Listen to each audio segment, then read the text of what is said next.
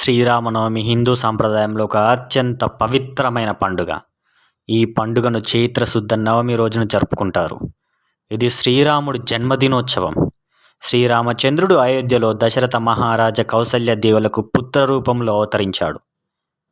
శ్రీరామనవమి ప్రత్యేకత, ధార్మిక మరియు ఆధ్యాత్మిక ప్రాముఖ్యత. శ్రీరాముడు ధర్మమూర్తిగా, సత్యసంధుడిగా, ఆదర్శ రాజుగా ప్రశస్తుడయ్యాడు. రామనామం ఉచ్చరిస్తేనే మోక్షాన్ని పొందవచ్చని భక్తులు విశ్వసిస్తారు. భక్తులు ఉపవాసం చేస్తూ ప్రత్యేకంగా రామనవమి వ్రతాన్ని ఆచరిస్తారు. రామ జన్మ గడియలో శ్రీరాముడికి అభిషేకం, హారతులు అందజేస్తారు. రామాయణంలోని సుందరకాండ పఠనం చేయడం విశేషమైన ఫలితాన్ని ఇస్తుందని నమ్ముతారు. రాముడి విగ్రహాలను పట్టణ వీధుల్లో ఊరేగించడం ఆనవాయితీగా ఉంది. భక్తులు భజనలు, కీర్తనలు నిర్వహిస్తారు. శ్రీరాముడి జీవనం ఆదర్శనీయమైనది. ఆయన పద్ధతులను అనుసరించడం సమాజానికి శ్రేయస్కరం. అయోధ్య, భద్రాచలం, రామేశ్వరం, సీతామగ్ వంటి ప్రసిద్ధ రామక్షేత్రాల్లో ఈ పండుగను ఎంతో వైభవంగా జరుపుకుంటారు.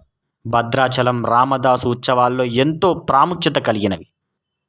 శ్రీరామనవమి పండుగ ద్వారా భక్తులు ధర్మాన్ని పాటించేందుకు, భగవంతుని కృపను పొందేందుకు అవకాశం కలుగుతుంది. రామ రామ అని జపించే వారికి అనేక సానుకూల ఫలితాలు లభిస్తాయని భక్తుల నమ్మకం. జై శ్రీరామ.